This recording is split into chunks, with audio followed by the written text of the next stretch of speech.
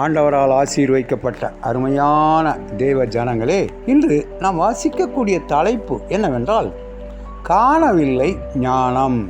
நன்மை தீமை இன்னதென்று வரையறுக்கவும் அடியனுக்கு ஞானமுள்ள இருதயத்தை தந்தருளும். 1 ராஜாக்கள் 3வது அதிகாரம் 9வது வசனம்.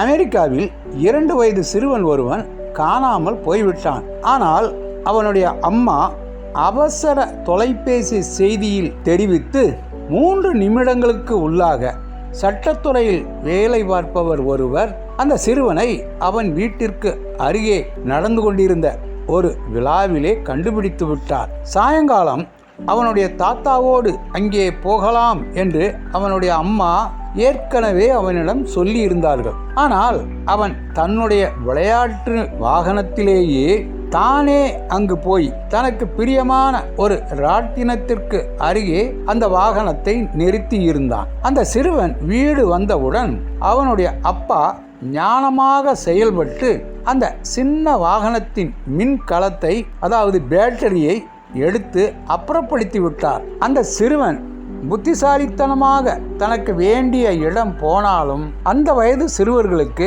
ஞானம் அவ்வளவு இருக்காது. ஏன், சில சமயம் பெரியவர்களில் கூட அது காணப்படுவதில்லை. தன் தகப்பன் தாவீதினால் ராஜாவாக நியமிக்கப்பட்ட சாலமோன் கூட தான் ஒரு சிறு பிள்ளை போல என்று சொல்கின்றான். இறைவன் அவனுடைய கனவிலே வந்து, நீ விரும்புகிறதை என்னிடத்தில் கேள் என்று கேட்கும் பொழுது அவன் அதற்கு பதிலாக, நான் போக்குவரவு அறியாத சிறு பிள்ளையாய் இருக்கிறேன்.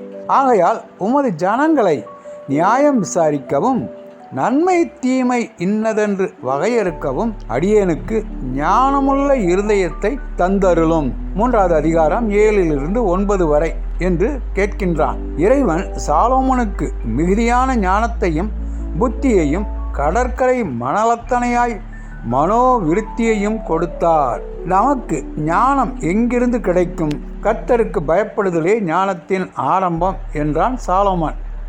ஆகவே நாமும் அவரை பின்பற்றி நமக்கு கற்றுக் கொடுக்க இறைவனை வேண்டிக் கொள்வோம். நம்முடைய ஞானத்துக்கு மேலானதை அவரிடத்தில் இருந்து பெற்றுக்கொள்வோம். கூறினவர் ஆனி சிட்டாலி. எந்தெந்த காரியங்களில் உனக்கு இறைவனுடைய ஞானம் தேவை? கற்றுக்கொள்ளக்கூடிய இருதயத்தை நீ எவ்வாறு பெற்றுக்கொள்ளலாம்?